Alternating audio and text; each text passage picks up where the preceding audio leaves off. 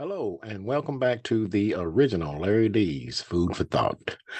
Today we will be, of course, reading out of the old King James Bible, as usual, and not that new international version. And we will also be reading here a little and there a little, the Old Testament and the New Testament, to the law and to the testimony. Okay. And also, we'll be going over a few scriptures today concerning the title, If There Is No Law, Can Sin Exist? If there is no law, can sin exist? Okay, I'm gonna share these scriptures with you right quick here, and you can jot them down if you like, or take a quick screenshot of them. And but yeah, if there's no law, can sin exist? No. Well, we know that man got laws. The Lord has laws as well. Okay, you break man's law, he gonna punish you. You break the Lord's laws, he's gonna punish you. But a lot of people say, "Hey, we ain't under the law no more."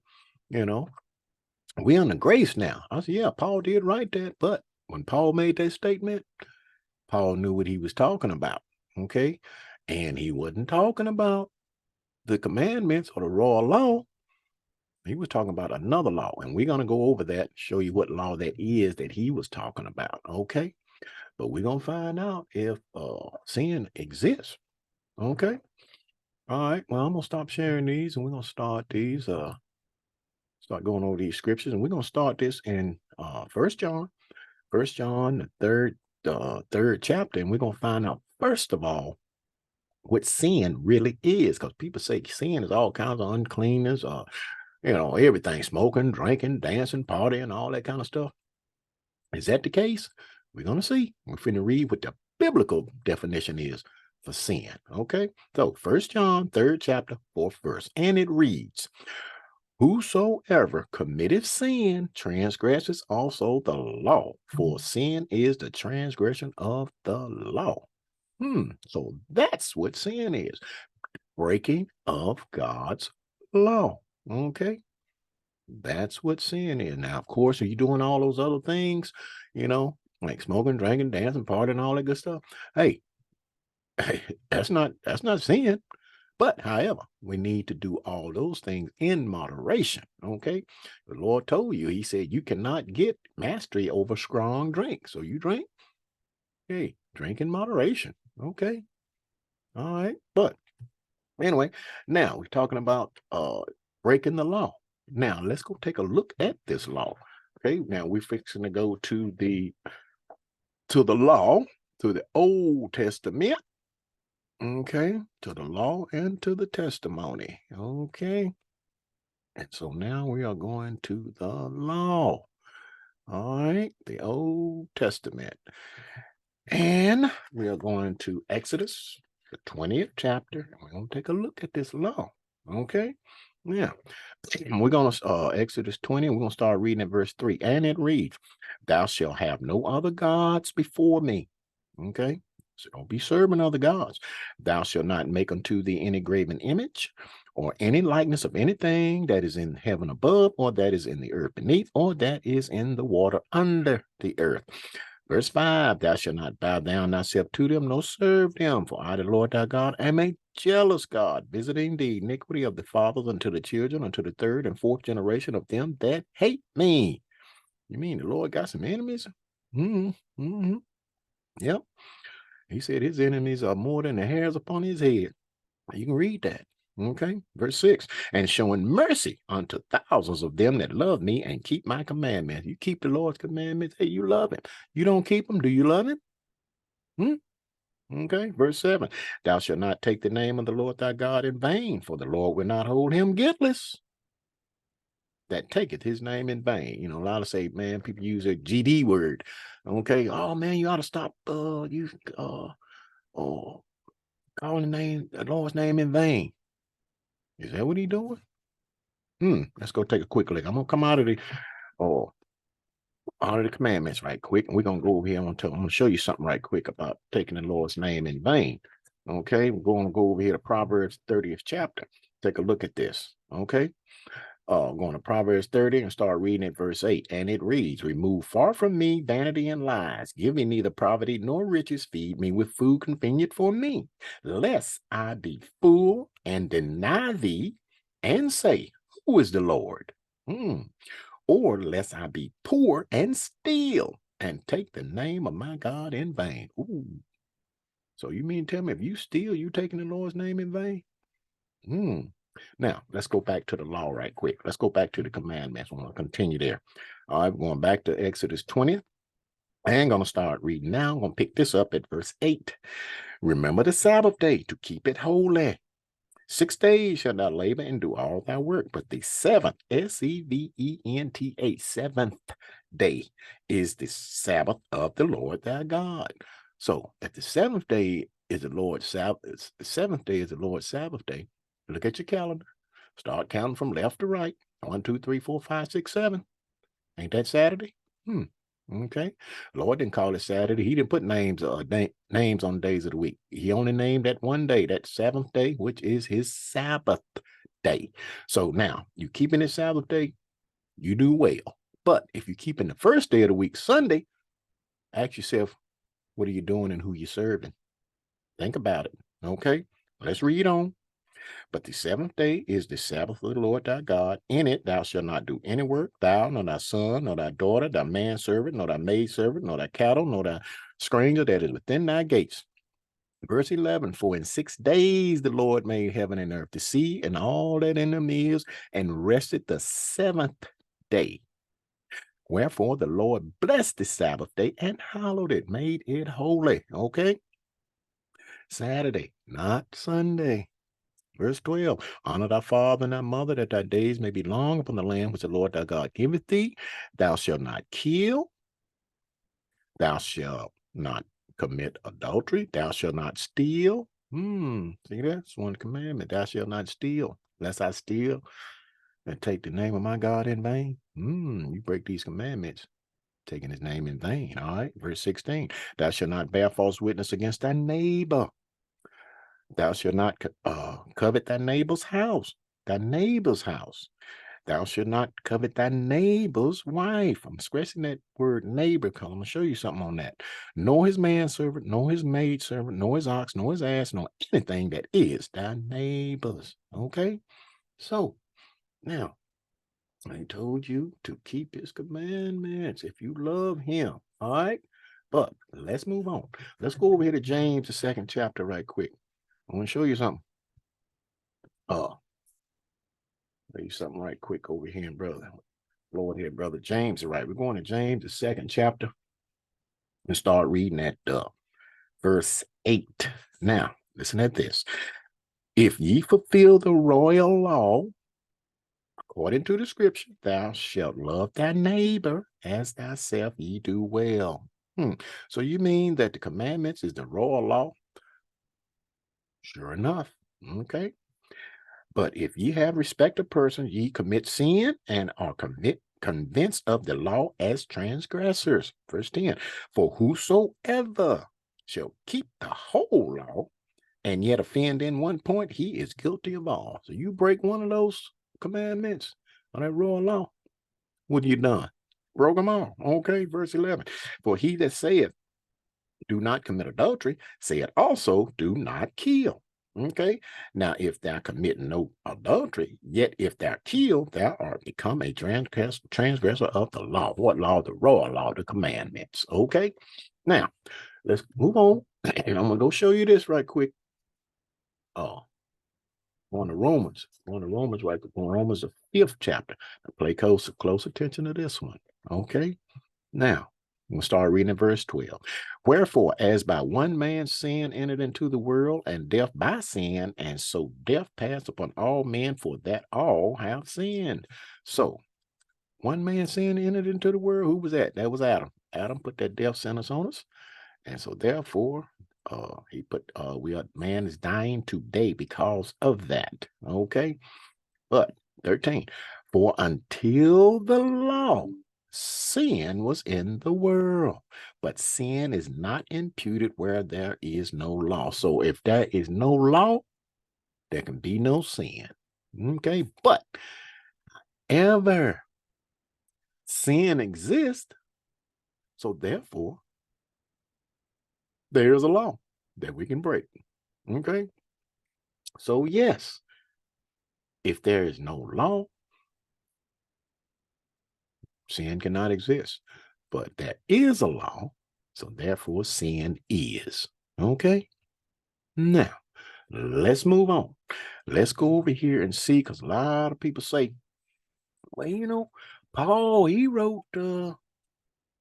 said that we're not under the law. We're under grace. Okay. Yeah, Paul made that statement. But Paul, when he made that statement, he knew exactly what he was talking about. And he wasn't talking about that royal law that we're not under. Let's see what law that was. Okay. Now, with Hebrews 10th chapter, start reading at verse 1. And it reads, for the law, having a shadow of good things to come, and not the very image of the things, can never with those sacrifices which they offered year by year continually make the comers thereunto perfect. Sacrifices. What is it talking about?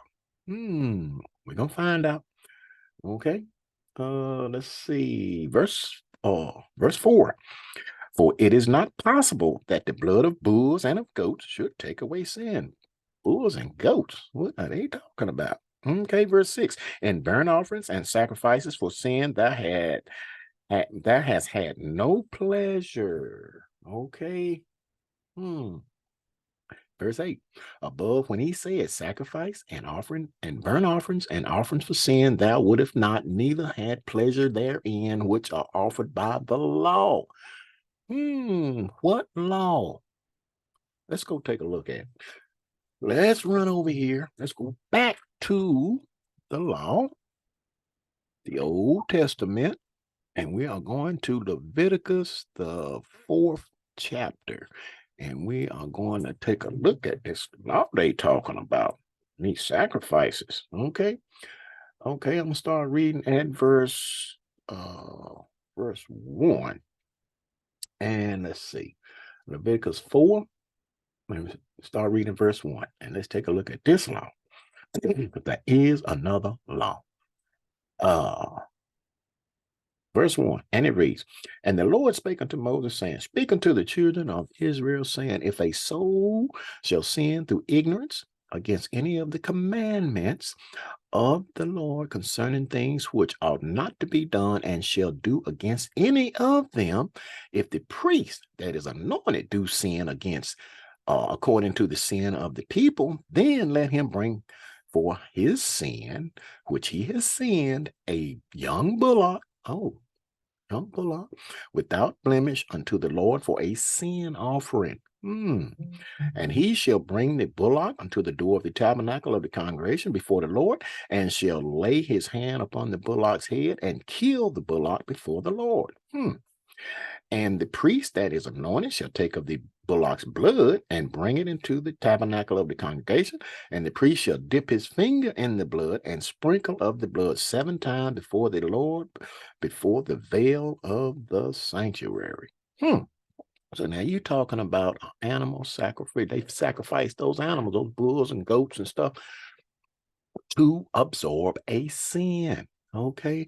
But however, didn't we read that the Lord had no pleasure in that? Okay, because he could not take away sin. All right. Animals didn't sin. Man sinned. Okay. But however, God being so gracious that he allowed them to kill those animals instead of killing the person if they sin in ignorance. Okay. But if you sin willfully, that's a different thing. Okay.